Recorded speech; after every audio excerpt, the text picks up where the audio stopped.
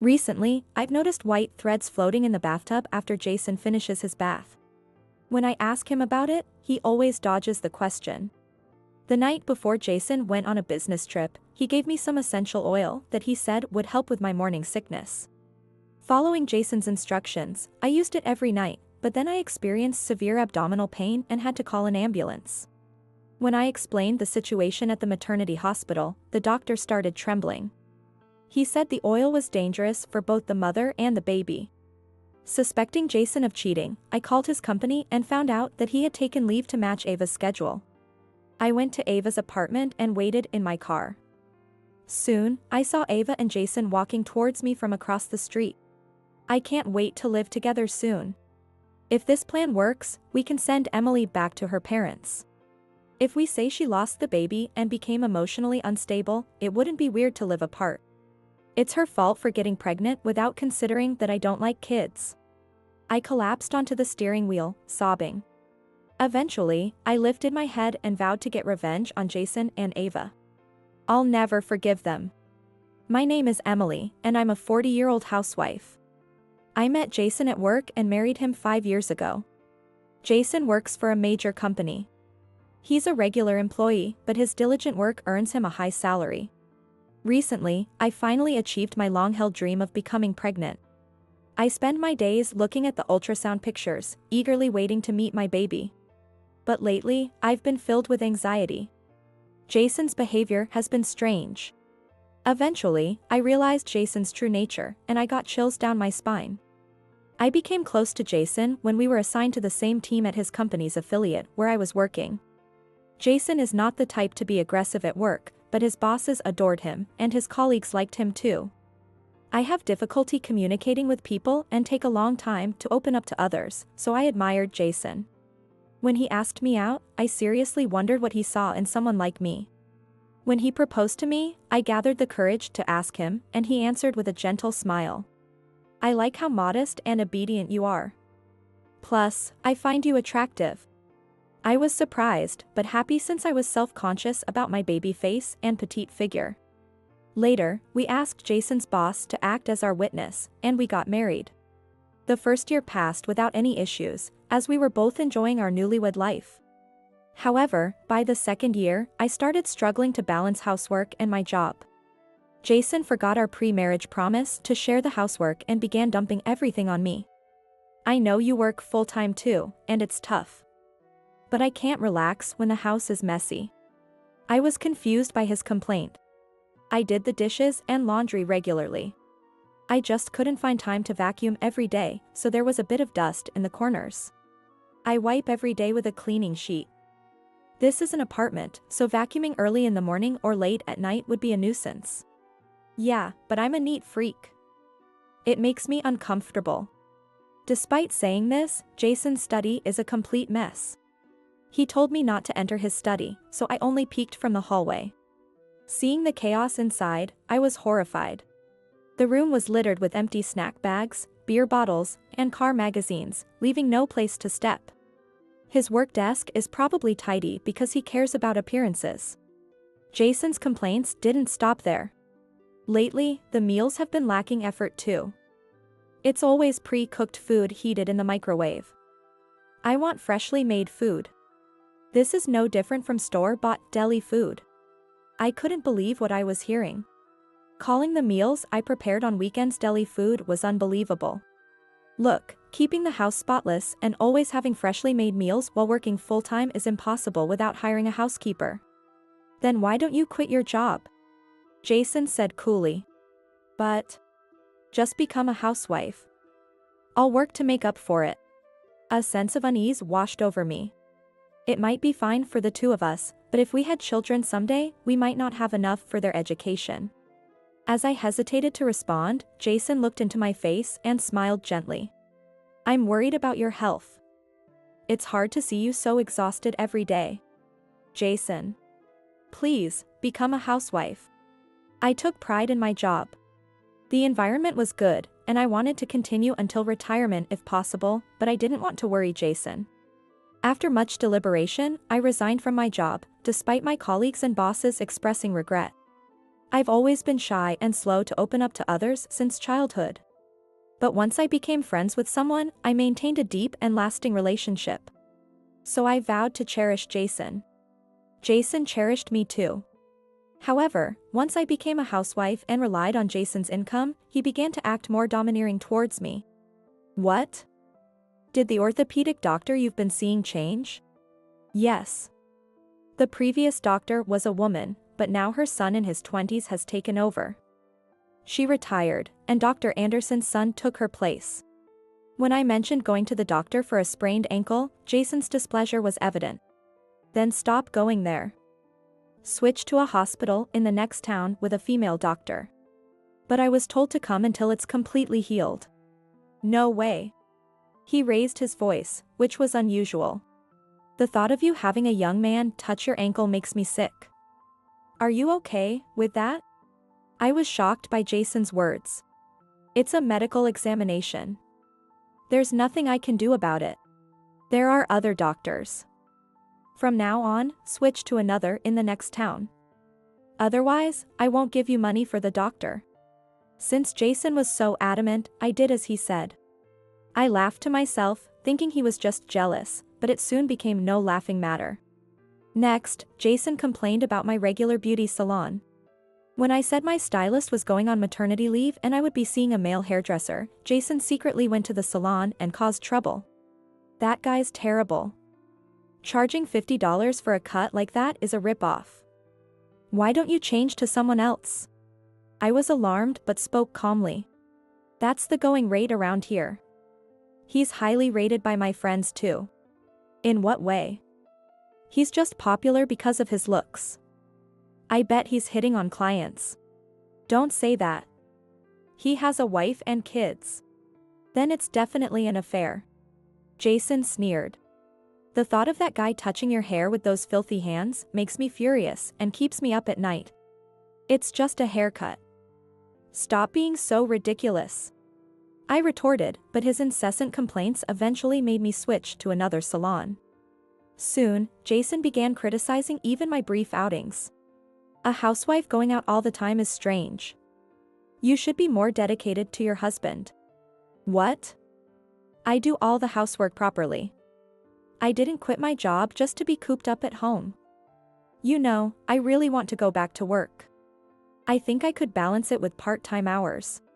No way. Jason snapped. The housework would definitely suffer. I'm providing for you, so what are you dissatisfied with?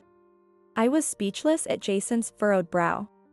When I asked my college friend, Sarah, for advice, she was understandably shocked. Sarah works in HR at Jason's office. Jason listens to us at work and doesn't show any contempt for women.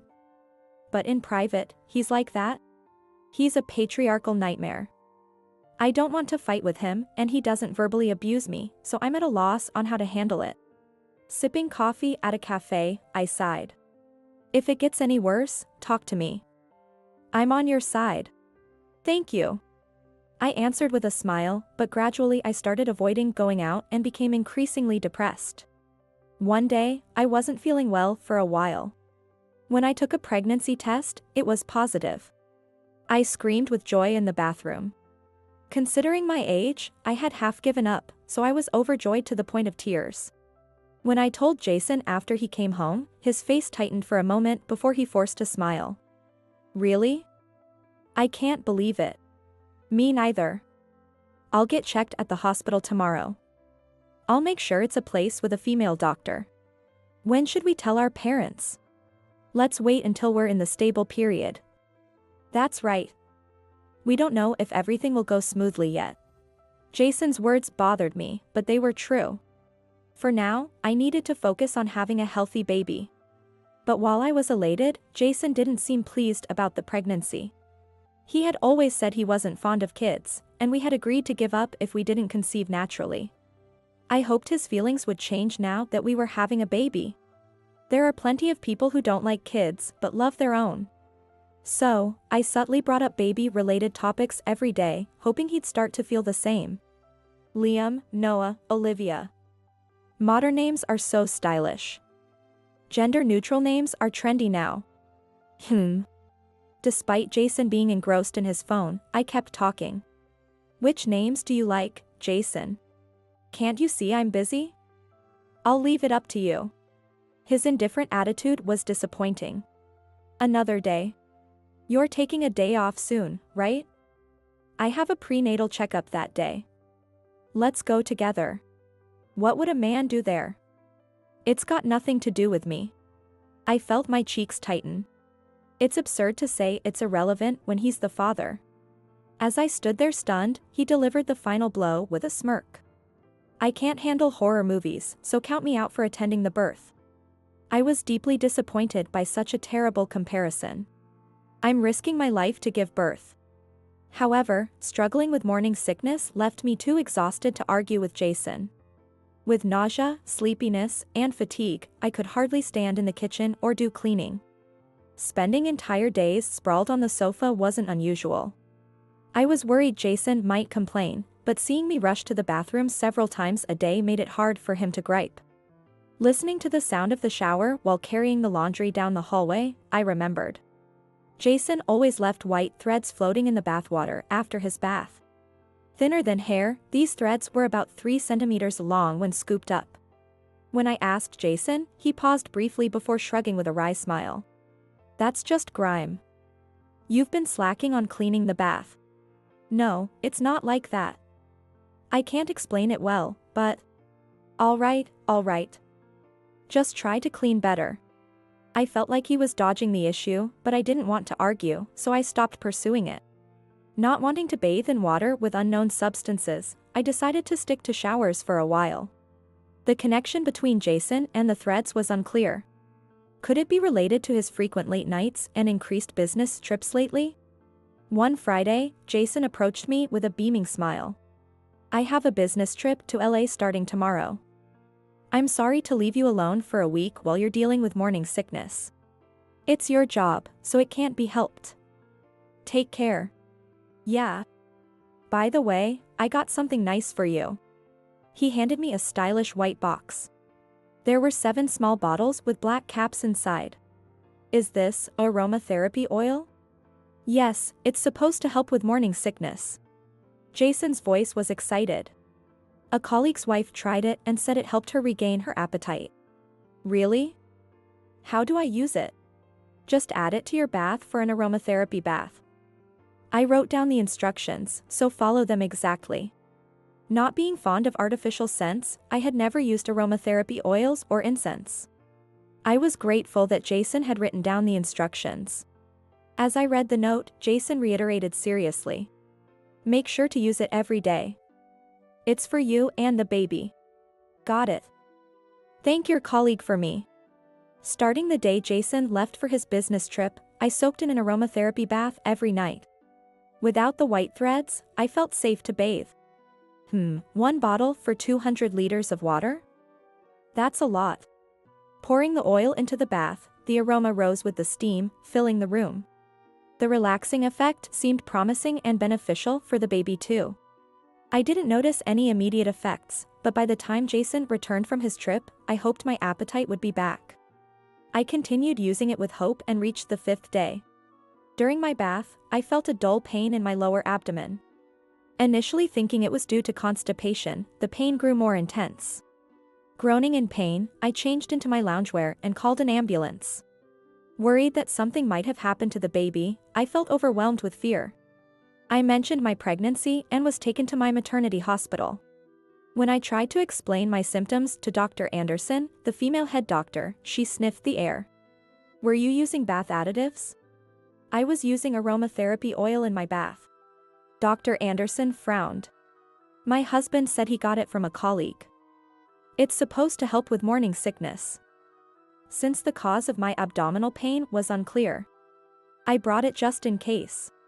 When I handed the doctor the note and the bottle of aromatherapy oil, her face changed, and she began to tremble. Dr. Anderson? You've been using this in a closed bathroom every day? Yes. The doctor hesitated before speaking to me in a stern voice. The herbs in this aromatherapy oil cause uterine contractions. It's strictly forbidden for pregnant women. Your baby could be at risk of miscarriage. Everything went dark before my eyes. I felt faint but managed to stay conscious and urgently requested an examination. Thankfully, the baby was safe. The doctor said that I should be fine with some rest. I was hospitalized that night and took a taxi home the next morning. Even after returning home, I couldn't believe it. I had used it just as Jason instructed, and it nearly endangered our baby. I had to confront him. I waited until lunchtime and called Jason's phone, but it just kept ringing. A bad feeling crept over me. His recent cold attitude, the sudden increase in overtime and business trips. And now this incident. I've heard of husbands cheating while their wives are pregnant. I decided to call Sarah and dialed her number. Sorry to call during your break. I need to ask you something. Sarah gasped on the other end of the line. So you're somewhere with reception now. What are you talking about? Aren't you back at your parents' place because of your morning sickness? I heard it's in a rural area with poor reception. So I held off on messaging you. Jason said he was with you, so I thought it was okay. I'm at home. What? How is that possible? Jason told me he's on a business trip to LA. Sarah sighed deeply. He wanted to prevent me from contacting you. So his affair wouldn't be discovered. Exactly. Hey, is there a female employee who's taken leave at the same time? Hold on. Ava from accounting. Do you need her address? Yes, please. My anger overshadowed the shock. I was certain Jason was there. I hung up and drove to the address Sarah provided. My nausea was overpowered by rage. I parked my car in a spot where I could see the front entrance of the apartment building and waited for Jason and Ava to appear.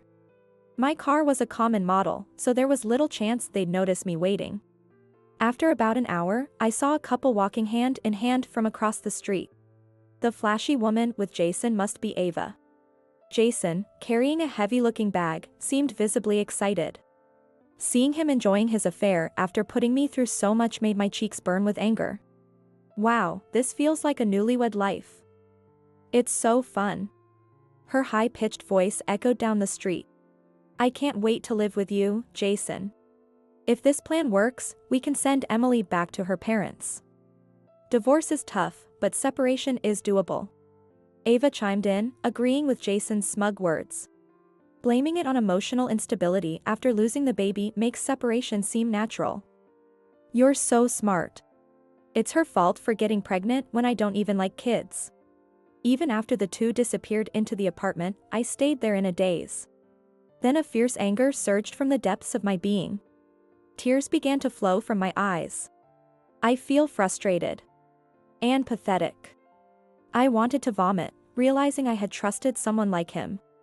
I collapsed onto the steering wheel, sobbing. Eventually, I lifted my head, gritting my teeth, and vowed to get revenge on Jason and Ava. Jason and Ava. I will never forgive them. 2 days later. In the afternoon, I headed to Ava's apartment with Sarah, who had taken the afternoon off. I waited outside the entrance hall, staying out of the intercom camera's view. Hello? Oh, Sarah. What's up? When Sarah rang the intercom, Ava answered immediately.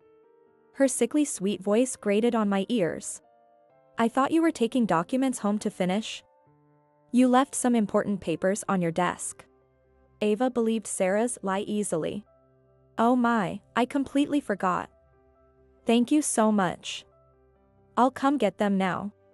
It's okay, I'll bring them up to your apartment. Really? Thank you so much. I'll unlock the door. As the door opened, we took the elevator up to Ava's apartment. Again, I stayed out of the camera's view while Sarah called Ava to the door. After a moment, the door opened, and Ava appeared wearing a hair turban and loungewear. Taking a shower in the afternoon, how luxurious. She might be planning to get cozy with Jason later. Thank you, Sarah. You're such a lifesaver, eek. Ava let out a sharp scream when she saw me peek out. She tried to close the door, but I wedged my bag in, forced my hand in the gap, and pushed the door open. Resigned, Ava allowed us into her apartment. From a room half opened at the back, I could hear Jason's baby talk. We tiptoed down the hallway and peeked into the room to see Jason, in just his underwear, brushing a long-haired cat with a soft expression on his face. "Good kitty, stay still. I'll give you a treat later. Your fur is so smooth, you're the best kitty in the world." Meow. I see. The white threads were actually the cat's shed fur. No wonder his body was covered in fur. He was brushing the cat shirtless. So, he was getting into the bathtub without rinsing off first? Knowing I would use it after him? Gross. Seeing Jason's affectionate face made my anger boil. He cared more about his mistress's cat than our unborn baby. The first to notice my resentful glare was the cat.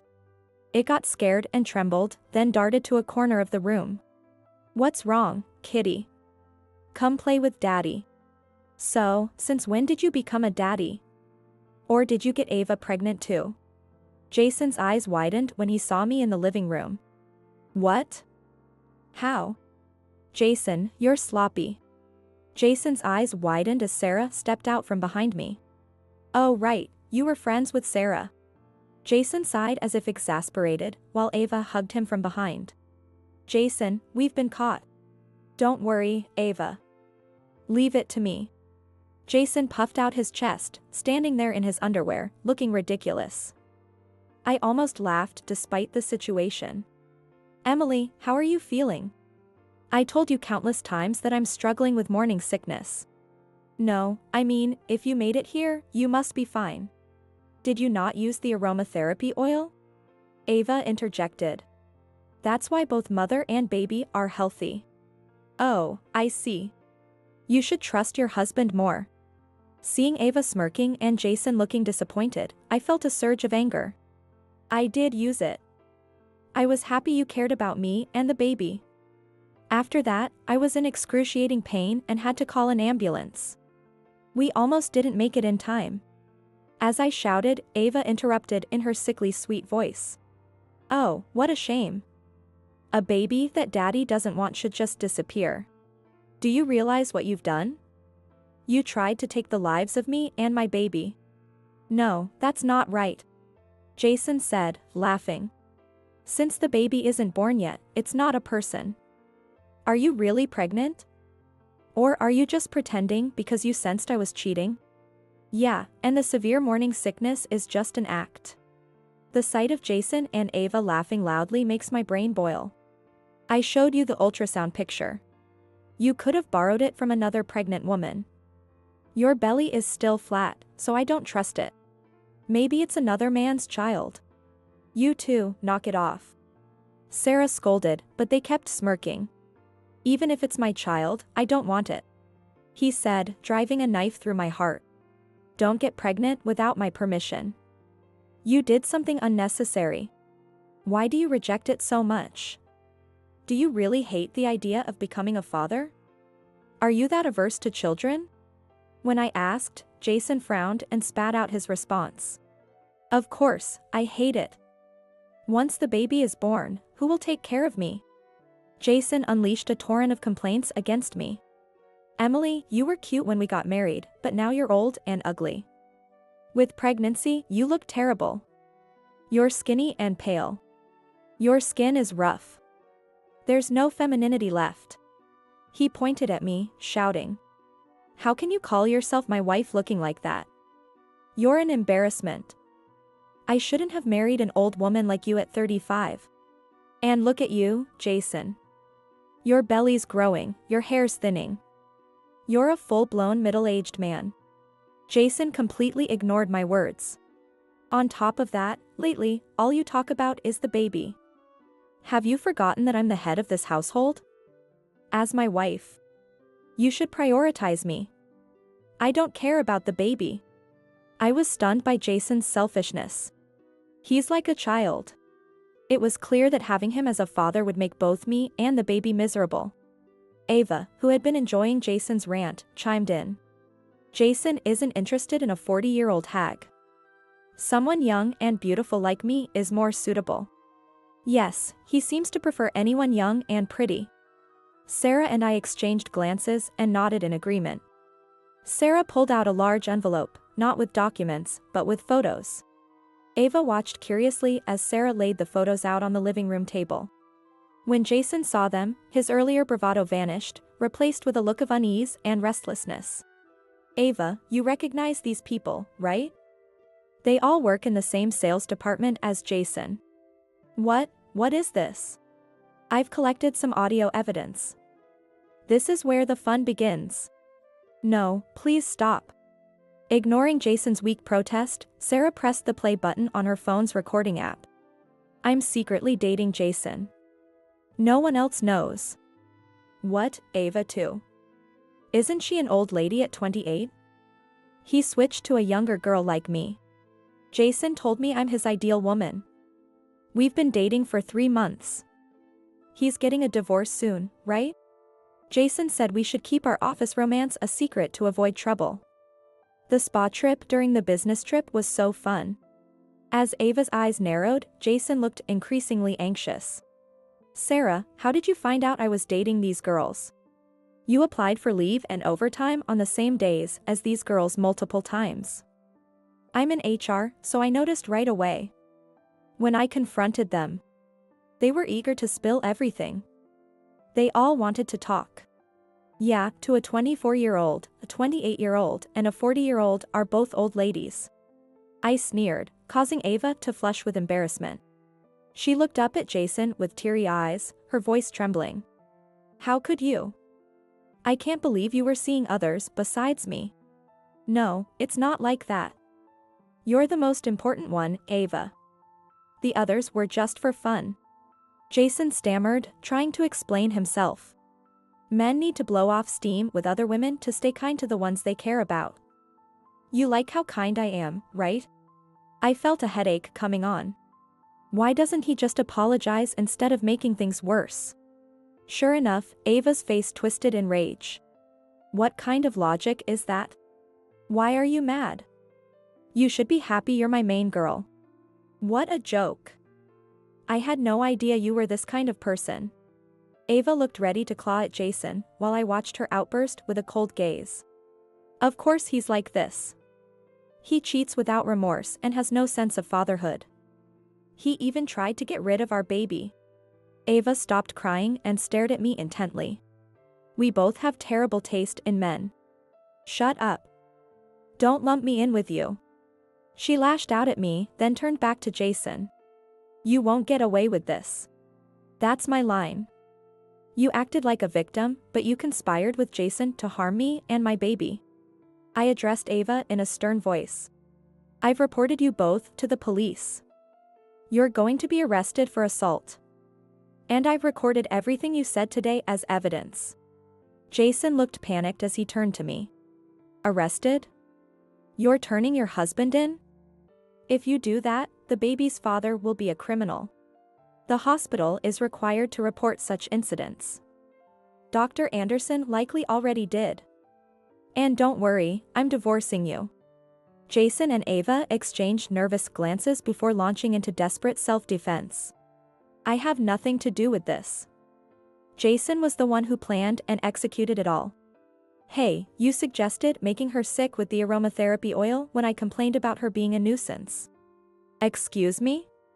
You asked for advice on how to get rid of her without a messy divorce. It was your idea. Who thinks of using aromatherapy like that? You must be a criminal yourself. You're one to talk. You said it would be fine, but then you go and cheat and get caught so easily. I should never have gotten involved with you. Ava sobbed and screamed, while Jason clicked his tongue in irritation. Annoying. Women think they can get away with anything by crying. Pathetic creatures. Just then, the doorbell rang. Yes, we've been expecting you. Please come in. Sarah answered cheerfully, making Jason look puzzled. Someone visiting? Yes, Nathan. Ava's crying stopped abruptly. Nathan? I live-streamed our conversation to the company's group chat. He came rushing over. Jason's face went pale. Of course it did.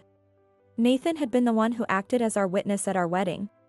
That's why Jason wanted to avoid a divorce and tried to make me sick and send me back to my parents to save face for Nathan. Ignoring Jason's panic, Sarah invited Nathan in. After a while, Nathan arrived, his face burning with anger. "Ah, Nathan." Jason and Ava greeted him with strained smiles, but Nathan spoke sternly. "Both of you are being transferred to the sidelines starting tomorrow." "No way." I was caught up in this. I was about to become a section manager in the spring. Now my promotion is delayed? Nathan glared sharply at Jason, veins bulging at his temples. "I thought you were diligent at work, but I never knew you were like this." "I'm deeply disappointed." "Nathan, it's her fault.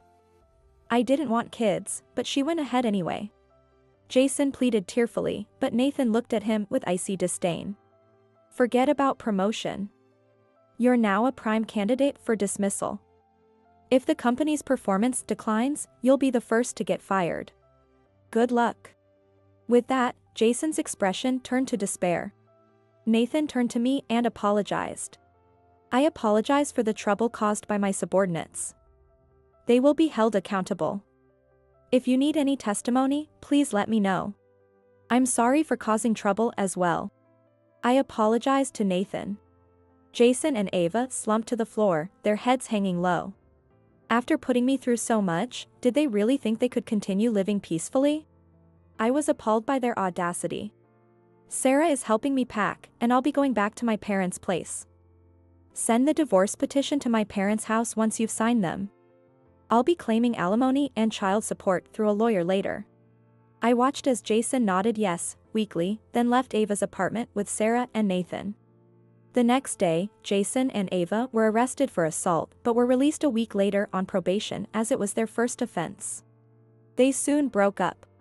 They continued working at the company in their sideline positions, but the widespread rumors made their work unbearable and they eventually quit. I received alimony from them, so I didn't care what happened to them afterward. Ava disappeared, while Jason, disowned by his parents, took on multiple part-time jobs to make ends meet. Sarah, who saw him in town, said he looked nothing like the man who once worked at a major company, now shabby and worn out. Jason's parents, having learned about the incident, came all the way from the countryside to apologize to me. They had always been kind to me, and I held no grudge against them. When my daughter was born safely, they cried with joy. So I plan to take my daughter to visit them during holidays.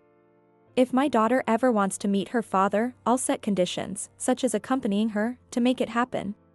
Seeing my daughter's innocent smile makes me pity Jason, who said he didn't want her. Motherhood is challenging, but I'm truly glad to be her mother. I want to continue watching her grow, surrounded by people who love her.